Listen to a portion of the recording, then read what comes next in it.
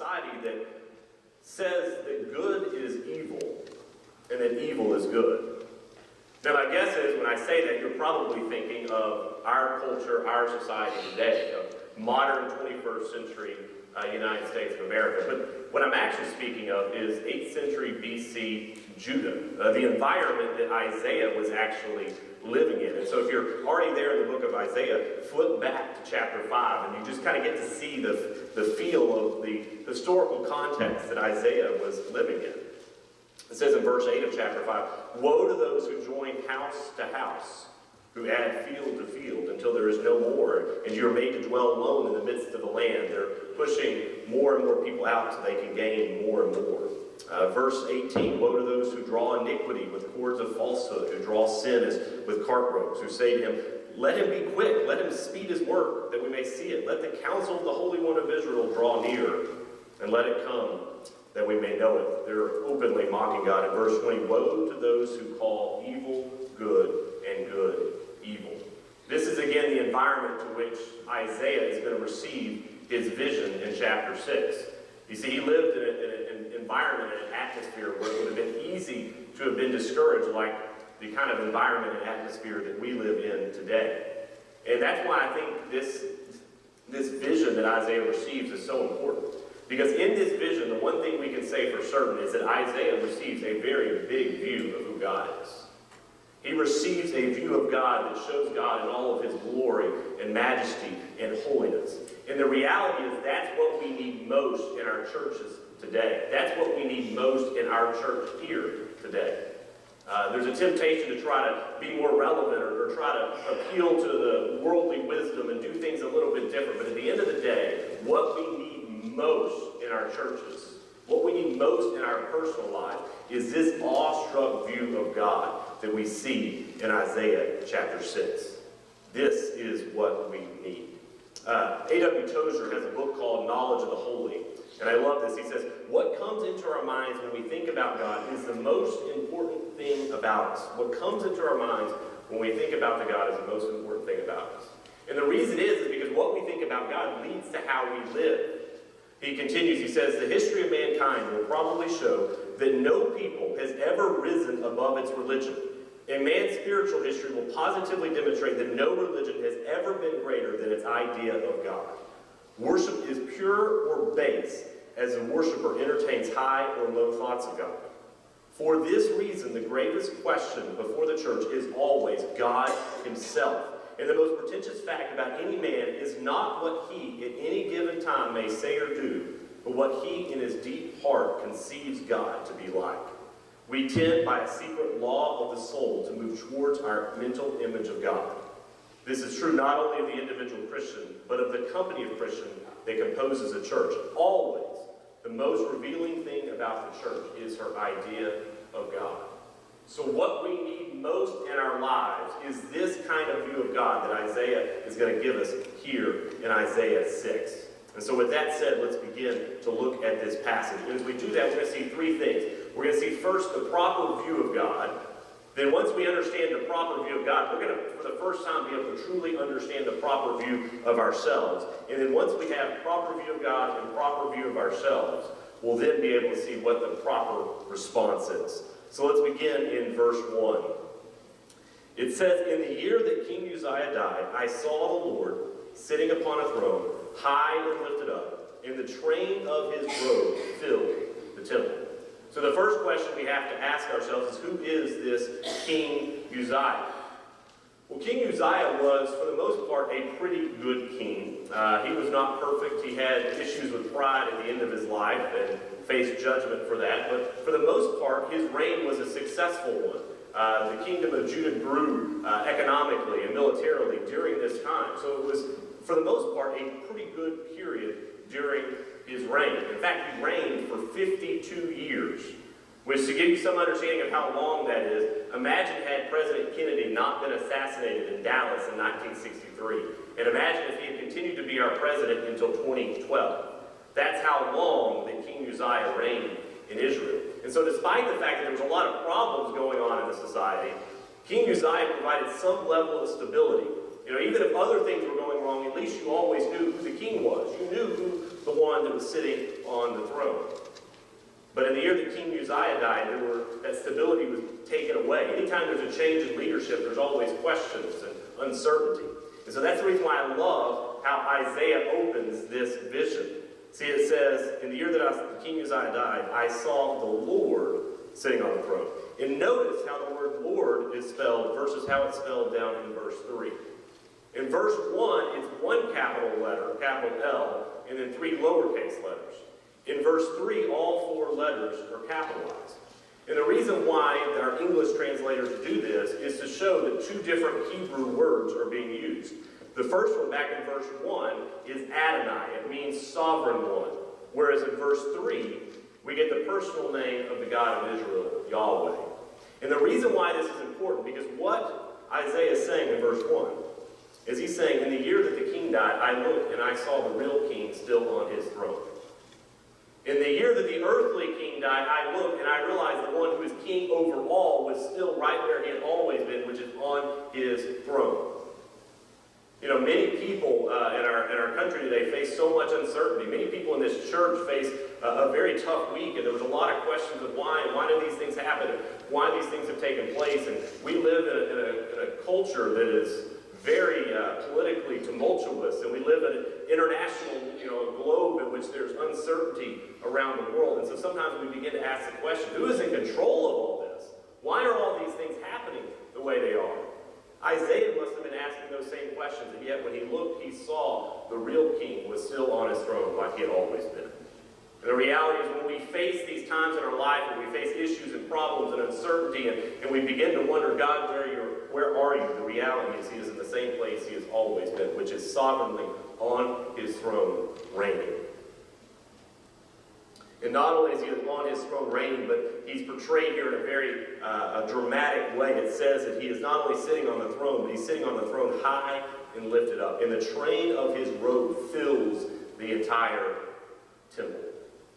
Isaiah here is giving us a very big view of God. This is a depiction of God in which his presence is so overwhelming that you cannot avoid him. You know, there's some people when they enter into a room, they just demand attention. You just can't help but notice them. And how Isaiah is describing God here is one in which he demands Isaiah's undivided attention. You know, a lot of times we have this tendency to think we just go throughout our week and just kind of give God our leftovers and kind of get to him when we have time. But when you see God the way Isaiah is seeing God here, the idea that we can just give God our leftovers and whenever we get a chance to get around to him is absurd. His full attention is directed directly to the one who is sitting on the throne, high and lifted up. And one of the reasons why I say it's clear that the one on the throne is demanding all of his attention is because, as we'll see in the next verse, there's some quite extraordinary creatures that are also in the throne room. And yet, Isaiah doesn't even notice them first. When he first has his eyes open and he sees the throne room, he doesn't see these creatures we're going to read about in verse 2. His first reaction, his first thought is just to be consumed by the presence of the one who sits on the throne, high and lifted up. And so in verse 2, we see these other creatures. It says, above him stood the seraphim. Each had 6 wings. With 2 he covered his face, and with 2 he covered his feet, and with 2 he flew. Now my guess is if any of us were to run into one of these creatures on our way home today from church, my guess is that would probably be the highlight of your day. Probably it would be the highlight of your entire life to run into something like this. And yet, for Isaiah, it's almost an afterthought. Why? Because he's so consumed with the one, again, who's on the throne. And in fact, these creatures, their whole purpose for existing is to draw attention to the one on the throne and to worship him, as we'll see in verse 3 and 4. They cry out, holy, holy, holy. That's their reason for existing, is to praise and worship the one on the throne. And notice what they do with these 6 wings that they have. It says with 2 they cover their feet, with 2 they cover their face, and with 2 they fly. It's interesting. These are creatures who do not have the sin problem we have. I think a lot of us would be nervous about being in the presence of God because of our sin. But here are creatures without sin, and yet even they do not feel comfortable boldly staring into the face of their Creator. They still feel that there's a sense in which they hide themselves. I think it reminds me of Moses in the book of Exodus when he asked God to see his glory, and God says, you cannot handle my glory.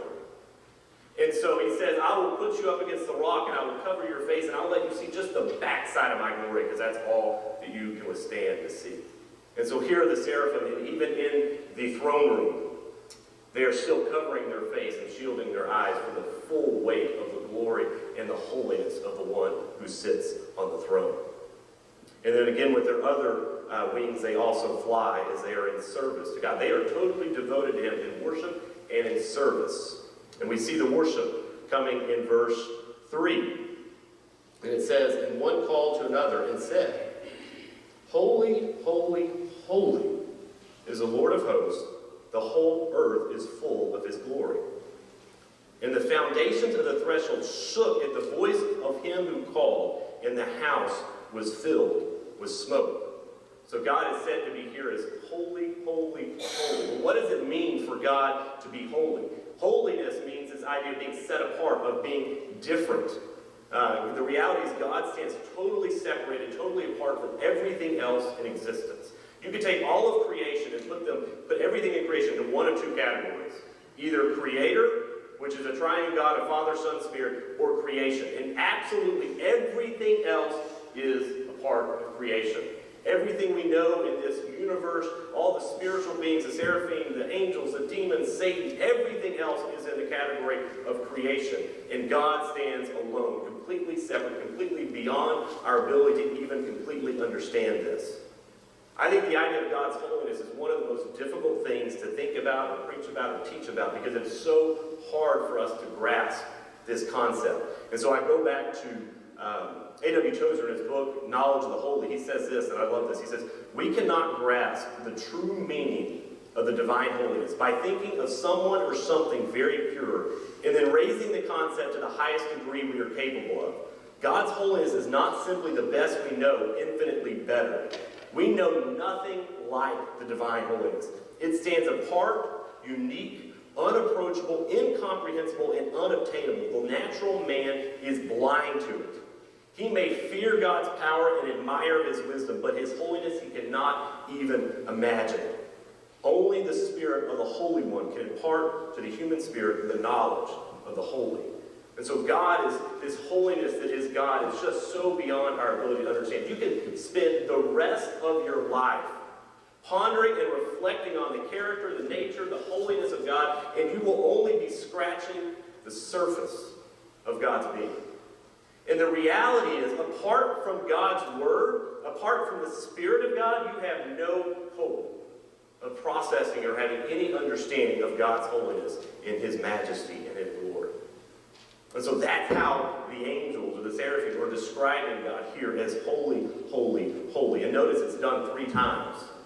In the Hebrew language, they didn't have exclamation points or bold lettering or underlining. And so whenever they would emphasize a point, they would repeat it. And so to repeat something twice, to say it twice would be to show emphasis. Jesus in the Gospels, whenever He would say something of great importance, He would say, "Truly, truly," or "Amen, amen." It was to emphasize that what He was about to say was very important. But here, they don't just say it twice, they say it 3 times. God is not just holy. He's not just holy, holy. He's said to be holy, holy, holy. So take whatever your wildest imaginations are of God's character and His being, multiply them again, and again, and again, and again, and you're just beginning to understand what His holiness is like. Of all the attributes of God that we find in Scripture, it is only His holiness that is referred to in this threefold manner. 1 John tells us that God is love, and He is love. And He's just, and He's merciful, and He's good, and He's all of these things, but all of those things are referred to only a single time. It is only His holiness that is said in this threefold manner. God is not love, love, love, or just. He is holy, holy, holy. And so this shows us that, again, God is just beyond our ability to understand. And this is the reason why we need to understand His Word, understand His Spirit, and ask the Spirit of God would open up our eyes to see Him in this way. Because again, as I said at the beginning, this is what we most desperately need. Because our vision of God, how we understand God, will dictate how we live. And so as the seraphim declare out, "Holy, holy, holy is the Lord of hosts," the whole earth is full of His glory. It says as they're declaring this praise and this worship, it says that the foundations of the doors are shaken. But actually, as we continue reading, we realize there's something in the room that's shaken more than the doors, and it's Isaiah himself. R.C. Sproul said, for the first time in his life, Isaiah really understood who God was. At the same instant, for the first time, Isaiah understood who Isaiah was. So the reality is, once we start with a proper understanding of who God is, once we see in these opening verses just how glorious and majestic and holy our God is, then for the very first time, we can actually start talking about what we're actually like. You always need a point of reference to understand something, and God is the absolute point of reference for who we are. And so let's look at how Isaiah responds to this amazing vision of who God is. Look in verse 5. He says, and I said, woe is me, for I am lost.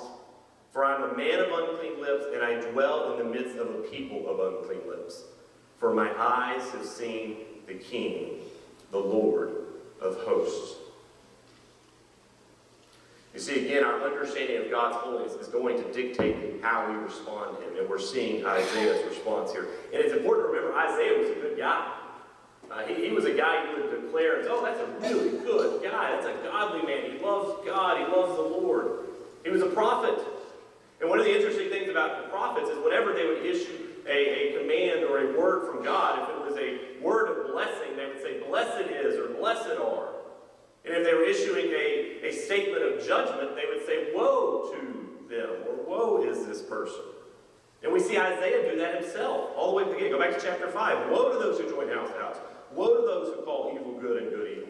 So the things that Isaiah was calling out, great evils, in chapter 5, and he's saying, woe. And then in chapter 6, when he stands in the presence of God, who is he issuing the woe towards? It's to himself. He says, woe is me, for I am undone. You know, it's easy for us to kind of develop a prideful attitude as those who go to church. We go to church, we live in a certain way, and we can develop this attitude of somehow, we're a little bit better than those on the outside. And my guess is Isaiah could have easily had those type of feelings, looking at the way the culture was around him. But when Isaiah stood in the presence of God, he was not saying, well, but God, at least I'm better than that person. At least I don't have that kind of sin in my life. No, when he was standing in the presence of God, the absolute standard of all that is right and good, he was not talking about how he was a little bit better than some other person. He was standing in the presence of God, and all he could say is, woe is me, for I am undone. C.S. Lewis, in his book, Mere Christianity, he has a chapter that's just called The Great Sin, and it's over the issue of pride, because I think, in many ways, that's quite possibly the most dangerous sin for Christians to have. I mean, we always need to remember the people that Jesus had the biggest issue with on earth were religious people who had the sin of pride, and the Pharisees. And so C.S. Lewis says this, I absolutely love this, and I think C.S. Lewis may have been reflecting on Isaiah 6 when he wrote some of these things. He says this, he says, in God you come up against something which is in every respect immeasurably superior to yourself. I love that, immeasurably superior to yourself. Unless you know God as that, and therefore know yourself as nothing in comparison, you do not know God at all. As long as you are proud, you cannot know God. A proud man is always looking down on things and people, and of course, as long as you are looking down, you cannot see something that is above you. And so here is Isaiah in the throne room, and for the first time again, he's getting an accurate picture of who he is himself. And so he says, woe is me, but he doesn't stop there. He says, woe is me, for I am undone, or I am lost. I personally like the ESV, that's what I'm preaching out of, but I prefer other translations here. The ESV just says, for I am lost. I think the New King James says, I am undone. I think the NASB says, I am ruined. And I think that's probably a better depiction or a better word to describe what Isaiah is feeling here. He feels like he is falling apart at the seams. You know, some people that just seem like they're a mess, like their whole life is a mess. That's kind of what Isaiah is like here. He is just unraveling.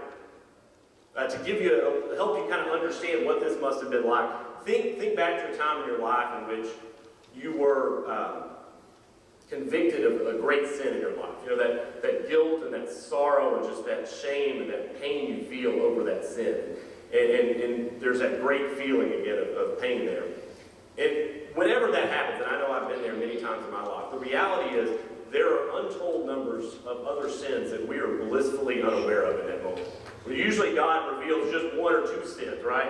A few sins at a time that we're convicted about. And we're completely oblivious to the many other great sins we have going on in our life.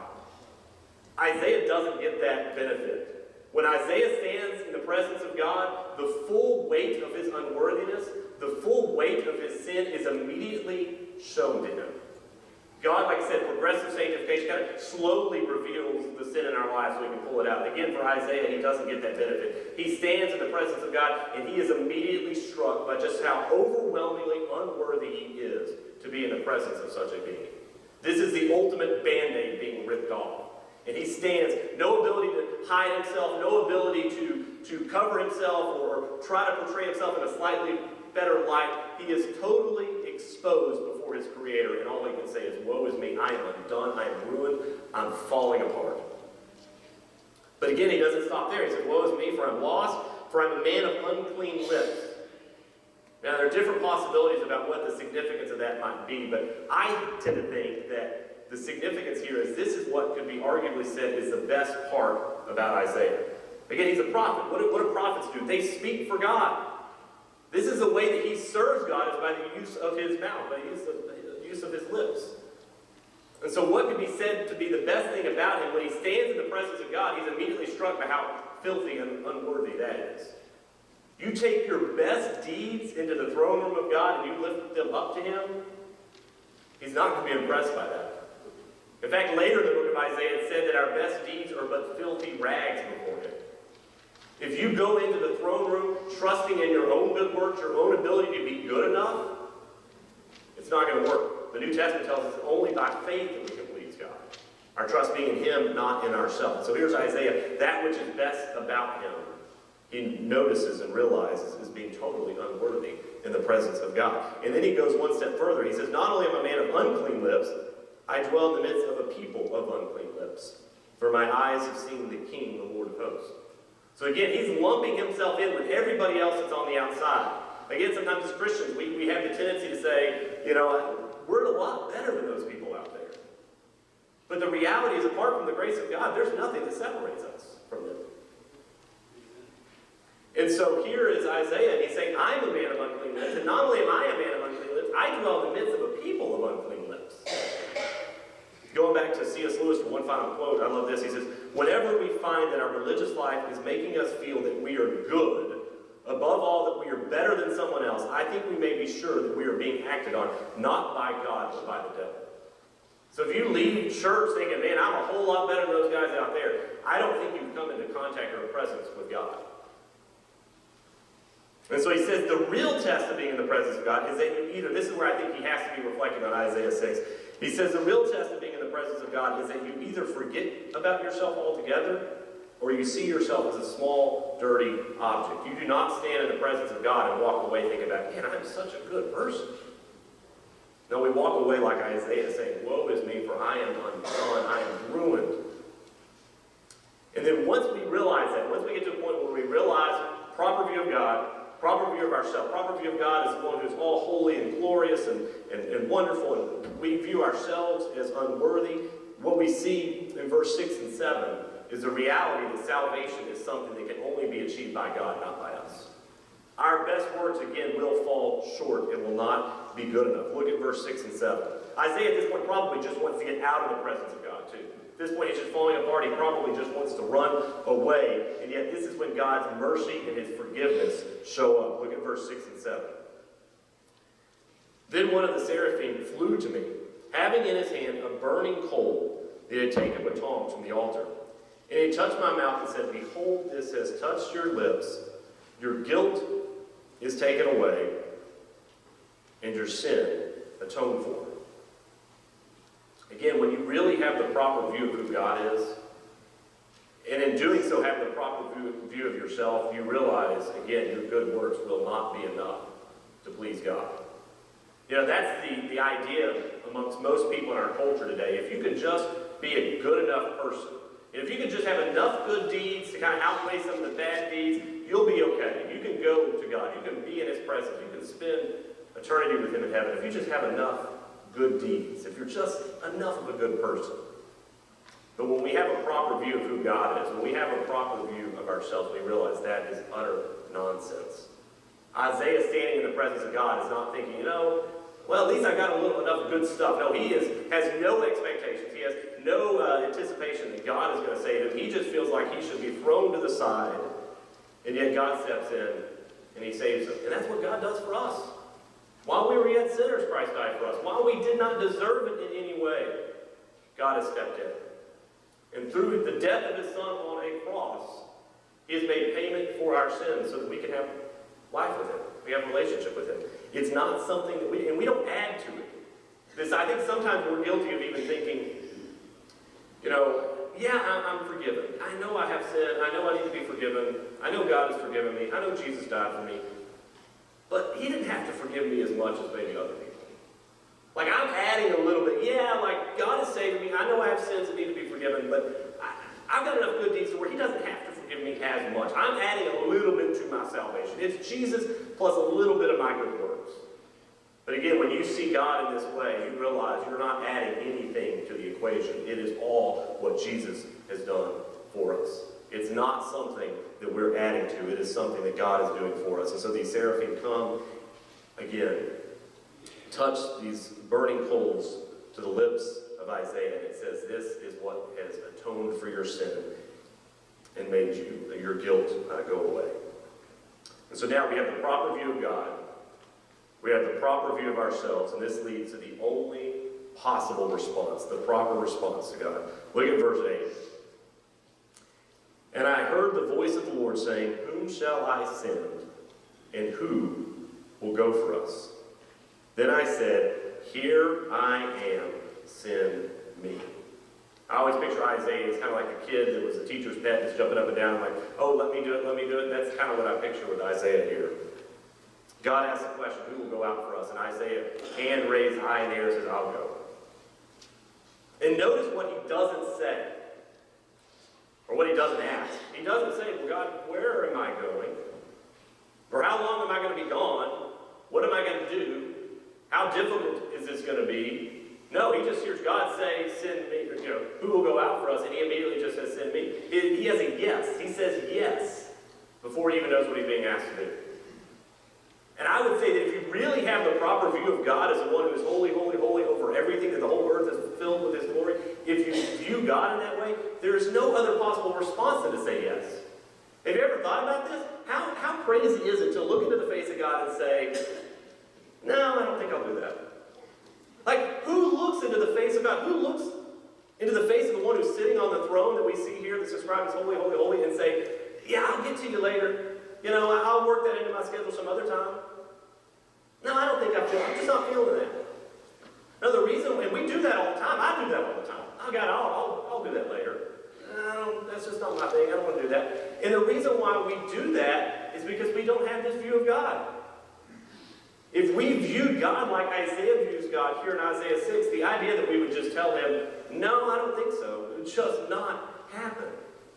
And this is why, again, I come back to the idea that what we need most in our lives is a better view of God. We need to see him like this. And if we do, we'll be able to follow through with obedience. The reality is, if you have a small view of God, you're going to be a lot quicker to doubt.